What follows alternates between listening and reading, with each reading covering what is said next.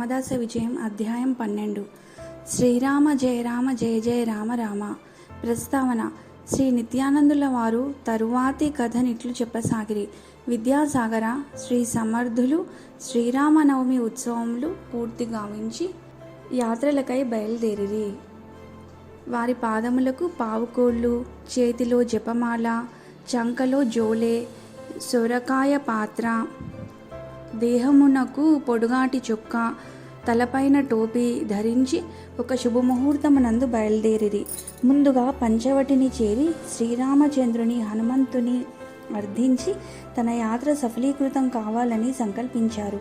ప్రపంచ దర్శనం చేయుటకు తానే విధంగా ముందుకు పోవాలో శ్రీరాముల వారే నిర్ణయించవలెనని సమర్థుల వారు సంకల్పించారు. విద్యాసాగర తాను తపస్సులో ఉండగానే కృష్ణా తీరమున ఉండి ధర్మోద్ధరణ చేయమని శ్రీరాముల వారు ప్రేరేపించిన ఆ మహత్తర కార్యమును సాధించుటకు శారీరక దృఢత్వము, మానసిక దృఢత్వము, పూర్ణమైన ఇంద్రియ నిగ్రహము ఉంటే గాని ఆ కార్యము సాధ్యం కాదని వారి ఉద్దేశ్యము. అటులనే ప్రపంచ జ్ఞానము, జనుల స్థితిగతులు పూర్తిగా అవగతమునరించుకొనుటకు గాను తమ యాత్రను భిక్షాటన వృత్తితో కొనసాగించాలని నిర్ణయించుకున్నారు అని తెలుపగా, విద్యాసాగరుడు, హే సద్గురుమూర్తి, లోకములో జనులు భిక్షాటన వృత్తిని అతిహేయముగాను హేళనగాను చెప్పుకొందురు కదా, కానీ ఇతిహాసములలో అనేక మంది మహాత్ములు ఈ వృత్తిని అవలంబించినారని తెలుస్తున్నది. అంతేకాదు సాక్షాత్ పరమశివుడే ఆది భిక్షువు కదా. ఈ వృత్తిలో ఏదో మర్మము దాగి ఉంది.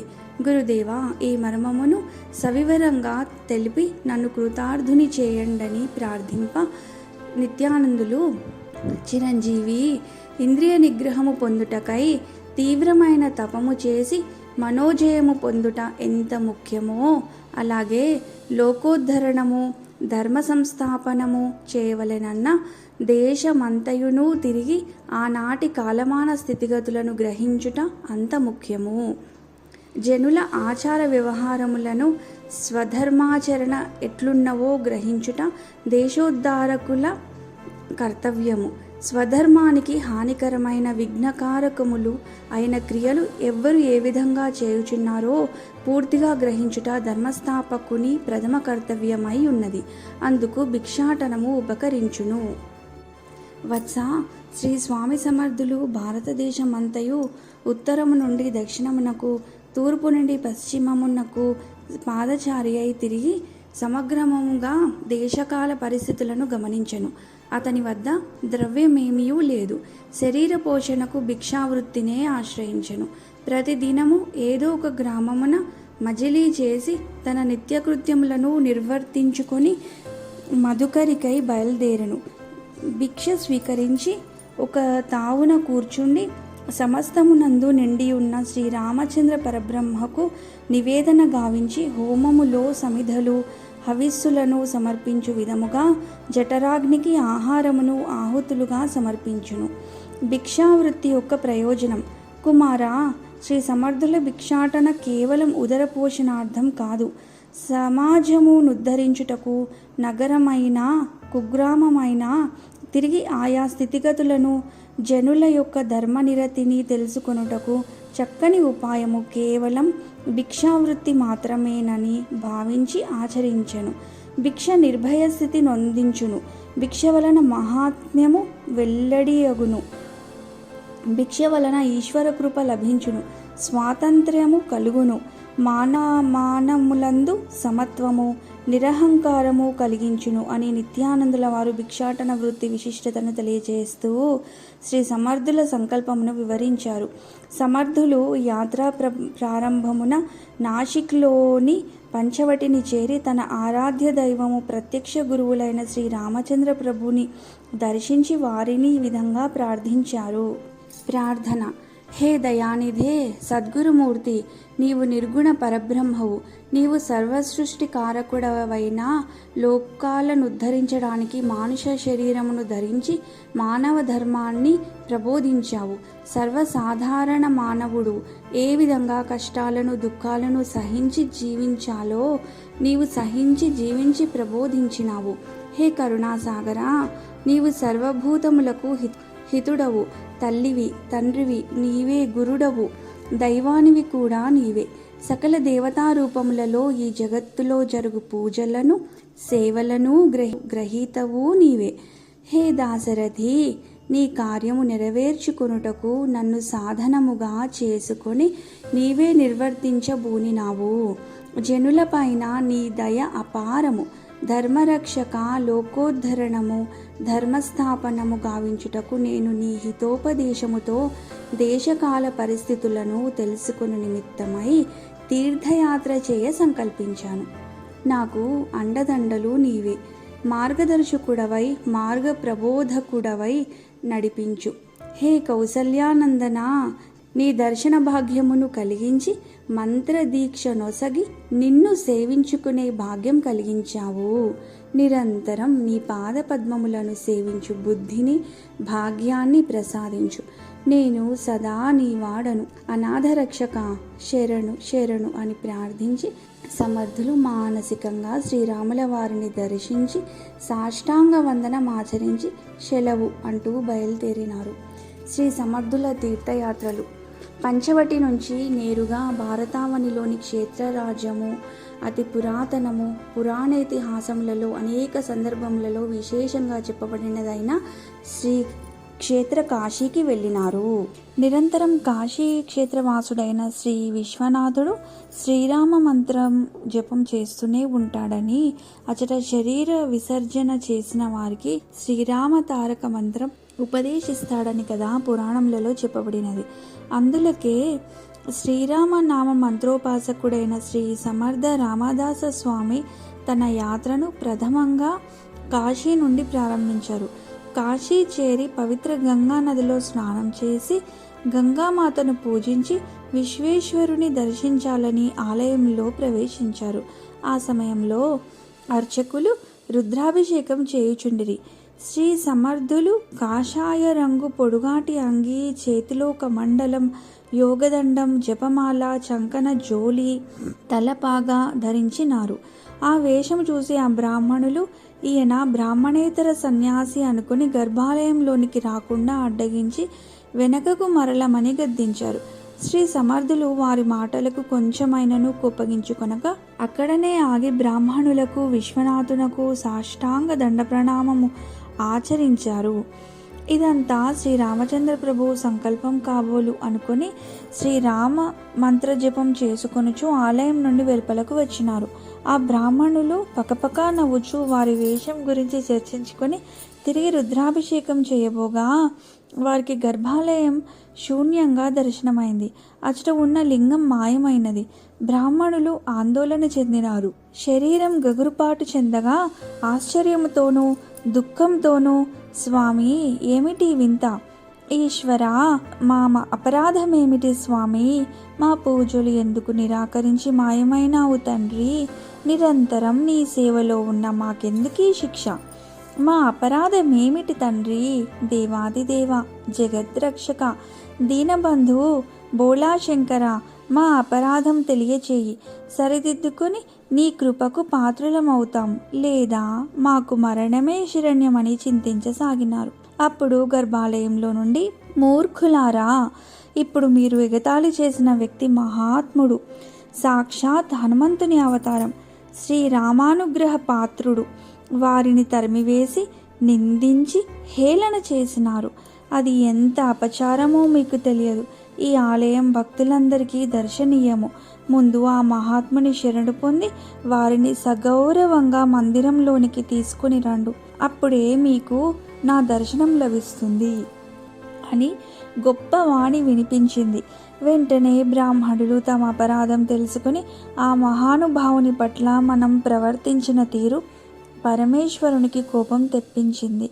శివుని అనుగ్రహం పొందాలి అంటే ఆ బైరాగి ఎక్కడున్నా తీసుకురావాలి అని అందరూ పరుగు పరుగున ఆలయం బయటకు వచ్చి నలుదిశలా పరుగుడి వెతుకగా దశాశ్వమేధ ఘట్టము వైపుకు వెళ్ళుచున్న శ్రీ సమర్థ రామదాస స్వామి కనిపించారు.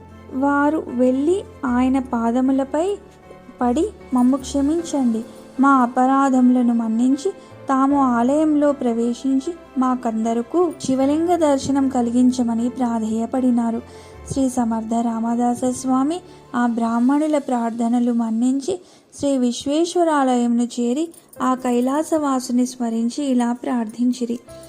దేవాదిదేవా, కైలాసగిరి నిలయ, పార్వతీ మనోనాయక, శంకర, నీ లీలలు అమోఘం. శరణాగత వత్సల, నీవు భక్త సులభుడవు, అనాథనాథుడవు. నీవు ఆగ్రహించితే ప్రళయం సంభవిస్తుంది. దీనశరణ్య, ఈ బ్రాహ్మణులు అమాయకులు, నీపై అమితమైన భక్తి శ్రద్ధలు కలవారు, నిరంతరం నీ సేవలో పునీతులైనారు. విశ్వేశ్వర, నీవు వారి పట్ల దయచూపి నీ దర్శన భాగ్యం కలిగించు. నీవు కానరాక వీరు విలపించుచున్నారు. సర్వలోక నాయక, ఆదిదేవ, త్రిశక్తి స్వరూప, ఈ దాసుని కోసం నీవు చూపిన ఈ చమత్కారమును మాని నాపై దయతో నీ దివ్యమైన దర్శనం కలిగించు. చంద్రశేఖర, శరణు శరణు అని సాష్టాంగ దండ ప్రణామములు గావించినారు. వెంటనే లింగం ప్రకటితమైనది. ఆ లీల బ్రాహ్మణులకు ఆనందం కలిగించింది. వారి మహత్తుకు ఆశ్చర్యపడి హరహర మహాదేవ శంభో శంకర అని జయ జయనాదములు చేసినారు. శ్రీ స్వామి సమర్థులు జయ జయ రఘువీర సమర్థ అని జయనాదం చేసినారు. వారందరూ స్వామి సమర్థ, మీ ద్వారా మాకు శంకరుని వాణి వినిపించినదై అని పాదాలపై పడినారు. శ్రీ స్వామి కొద్ది రోజులు కాశీలోనే నివసించినారు. అచట అనేక మంది సాధకులతోనూ సన్యాసులతోనూ బైరాగులతోనూ పరిచయమైనది. వారి వారి సాధనా విషయములను తెలుసుకొనిరి. శ్రీ స్వామిని దర్శించి ఎందరో సాధకులు వారి సాన్నిహిత్యంతో మేలు పొందిరి. వారి సాధనలోని లోపాలను తొలగించుకొని వారికి శిష్యులైనారు. శ్రీ స్వామి కాశీలోని హనుమాన్ ఘట్టంలో శ్రీ ఆంజనేయ స్వామిని ప్రతిష్ఠించి ఆలయం ఏర్పాటు చేసి తమ శిష్యుని అచట పూజారిగా నియమించినారు. కాశీలోని ఉత్తమమైన తాపసుల వద్ద శ్రద్ధాభక్తులతో వారి వారి అనుభవములను తెలుసుకునినారు. కాశీలో నుండగానే స్వామి గయా, ప్రయాగ క్షేత్రములను దర్శించినారు. ఆ తరువాత కొంతకాలమునకు కాశీ విశ్వేశ్వరుని అనుమతి పొంది వారి ఉపాసనా దైవమైన శ్రీరామచంద్రుని జన్మస్థానమైన అయోధ్యకు చేరినారు. అచట సరయూ నదిలో ప్రతిదినం స్నానం చేసి శ్రీరాముని ఆలయంలో దర్శించి అనేకులైన మహాత్ములను కలుసుకొనుచు కొన్ని రోజులు అందు నివసించినారు. తరువాత మధుర, బృందావనం, గోకులములను దర్శించినారు. వారికి ఆయా ప్రాంతములలోని శ్రీకృష్ణుని లీలల దర్శనమును కలిగినది. అచట గల వైష్ణవ భక్తులతో పరిచయం కలిగినది. వారి వారి అనుభవములను తెలుసుకొని అట నుండి ద్వారకకు చేరిరి. అచ్చట శ్రీ గోపీనాథుని దర్శించుకొని తీర్థయాత్ర విధులు సశాస్త్రీయంగా నిర్వర్తించి పిండార్కము, ప్రభాస తీర్థము మున్నగు క్షేత్రములను దర్శించుచు వారు క్రమంగా పంజాబు మీదుగా శ్రీనగరము చేరిరి. అచటనున్న నానకు మతాభిమానులకు సాధువులతో శ్రీ రామదాస స్వామికి పరిచయం కలిగెను. ఆ సాధువులు సమర్థ స్వామి పరిచయమున కొలది కాలముననే ఆత్మజ్ఞానం పొందిరి. శ్రీనగరమున కెవరేని మహాత్ములు వచ్చినచో నచ్చటి సాధువులందరూ వారి కడకేతించి వేదాంత విషయక ప్రశ్నలు అడిగి సందేహములకు సమాధానము నొసంగజాలని సాధువులు కూడా ఎన్నడును పరిహాసములాడరు. సమర్థుని యాగమనము నాలకించి ఆ ప్రాంతం నందున్న ప్రసిద్ధులకు సాధువులందరూ దర్శనమున కరిగిరి. వారిలో కొందరు సమర్థుని భక్తిపూర్వకంగా కొన్ని ప్రశ్నలు అడిగిరి. గొప్ప అనుభవము గల మహాత్ములు సైతము సమన్వయించి చెప్పజాలని నాన్నకు మతస్థుల సందేహములన్నింటినీ సమర్థుడు తేట మాటలలోనే నివారించెను. సాధువులందరి తని ఆధ్యాత్మిక నిరూపణమునకు విస్మయము నొందిరి. వారులందరూ ప్రార్థనాపూర్వకంగా శ్రీ సమర్థ రామదాస స్వామిని ఒక మాసము వరకు తమ వద్ద నుంచుకునిరి. సమర్థుడు సాధువుల వద్ద నుండి సెలవు గైకొనినప్పుడు ఆ సిక్కుల గురువులందరూ వచ్చి మంత్రదానమునకై చేతులు మోర్చి ప్రార్థించిరి. సమర్థుడు వారికిట్లు చెప్పెను: మీ గురువును మహానుభావుడు నగు నానకు స్వామి ముసల్మానులచే కూడా రామ రామ అని పలికించిన ధన్యుడు. మీ సంప్రదాయమున కాతడు అనుగ్రహించిన ఉపదేశము తక్కువ కాదు. మీరలు నానకు స్వామి ఏర్పరిచిన మార్గమును సార్థకము గావింపుడు. ఇది నేనొసగు మంత్రదానము అని బోధించెను. శ్రీనగరమును విడిచి సమర్థుడు హిమాలయమునకెరిగెను. హిమాలయమునందాతడు బదరీనాథము, కేదారఖండము, మానస సరోవర ప్రాంతములను సందర్శించెను. హిమాలయమున్న గల యొక్క మహోన్నత శృంగముపై శ్వేత మారుతి స్థానం కలదు. అచటి సీతాధిక్యమునకు వెరచి ఎవ్వడునూ పోడు. పూర్వము అద్వైత మత స్థాపకులకు శ్రీ ఆదిశంకరుల వారులొక్కరు మాత్రమే అంతదనుకపోయిరి. శ్రీ సమర్థుడు ఆ శిఖరమునెక్కి హనుమానుని దర్శించి తిరిగి వచ్చెను. సమర్థుడి విధముగా పశ్చిమ నుత్తర భాగమున యాత్రలు పూర్తి గావించి పూర్వ భాగమునందున్న జగన్నాథమునకు బయలుదేరెను. జగన్నాథములోని అనగా పూరి క్షేత్రంలో ప్రవేశించి జగన్నాథుని దర్శించిరి. అచట ఒక శిష్యుడు లభించెను. అతని పేరు పద్మనాభుడు. అతనికి మంత్రదీక్ష నొసగి రామదాసి సాంప్రదాయమును తెలిపెను. జగన్నాథమునందు ఒక మఠ నిర్మాణము గావించిరి. అందు శ్రీరామచంద్రమూర్తిని ప్రతిష్ఠించి మఠమునందు నిత్యము ధార్మిక ప్రబోధములు చేసిరి. అతడి భక్తులకు శ్రీ సమర్థులు నవవిధ భక్తి మార్గములను సమయానుకూలముగా బోధించిరి. శిష్యుడైన పద్మనాభునికి 13 కోట్ల మంత్రజపం ఆచరించమని ఆదేశించి మఠ నిర్వహణ బాధ్యతను అప్పగించిరి. శ్రీ సమర్థులు కోణార్క యందలి సూర్య దేవాలయంను సందర్శించెను. ఆ స్వామిని దర్శించగానే ఆ భగవానుడు తన తండ్రికి దర్శనమిచ్చుట, ఆతిథ్యం స్వీకరించుట, తల్లిదండ్రులకు 2 పుత్రులను అనుగ్రహించుట, అంతేకాక శ్రీరామ దర్శనమును కలిగించుట మొదలగు తన జన్మ కారణము వృత్తాంతమంతయు జ్ఞప్తికి వచ్చెను. ఆనంద పరవశులై నీ కృపాకటాక్షములు నిరంతరం మాపై వర్షింపచేయుచుండమని మనసారా ప్రార్థించి నమస్కరించుకొనిరి.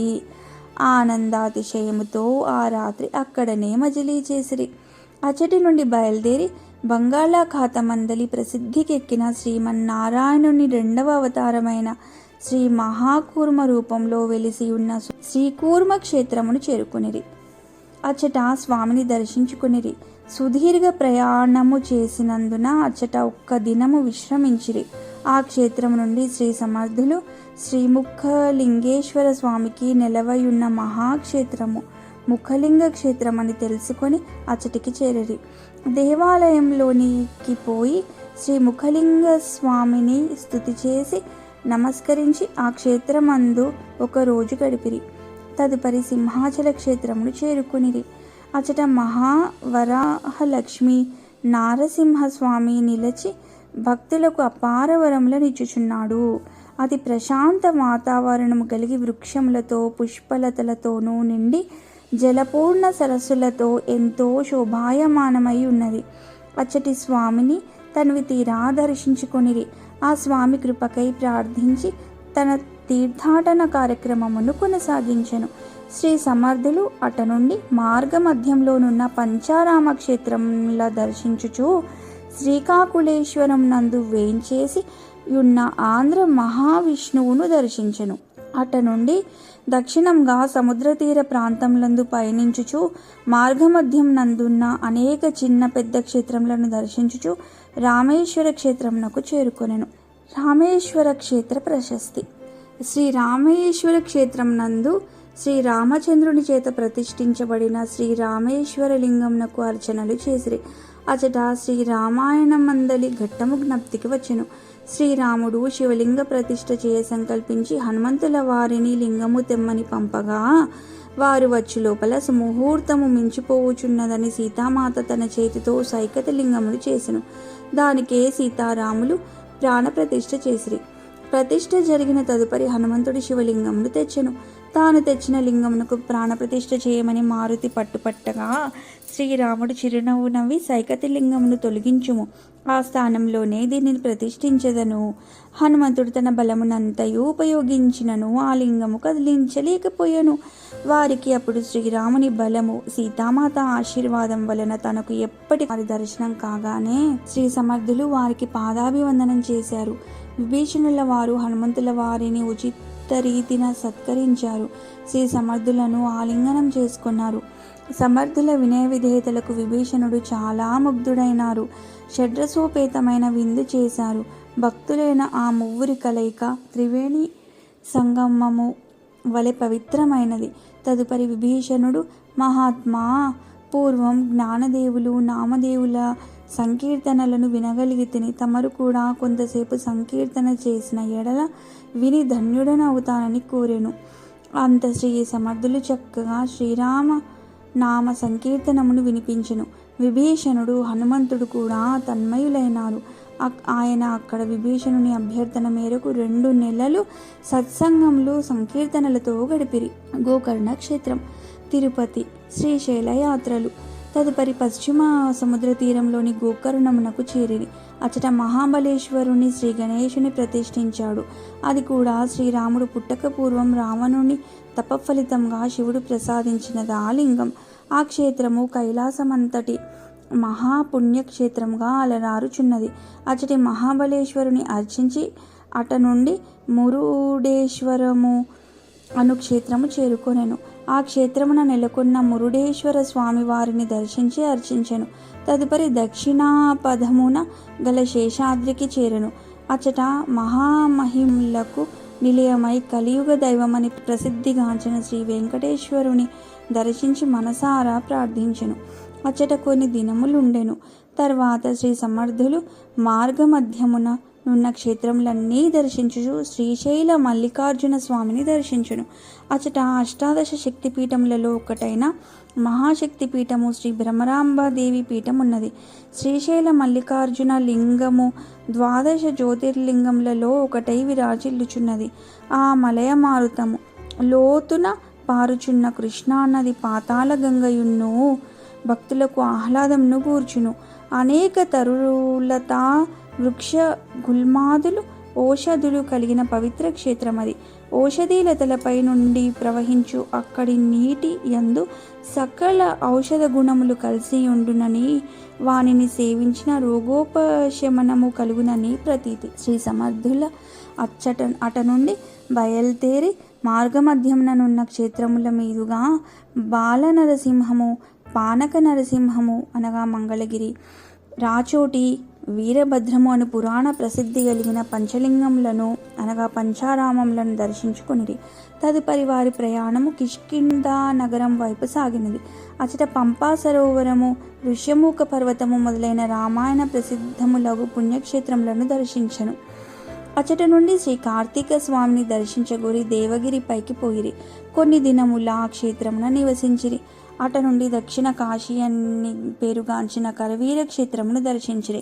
ఆ పైన కర్ణాటక కొంకణ మార్గమున సముద్ర తీర ప్రాంతముల ప్రయాణించి తీర ప్రాంతములలోని క్షేత్ర దర్శనములు చేయుచు మజలీలు చేయుచు మహాబలేశ్వరం నకు వచ్చెను.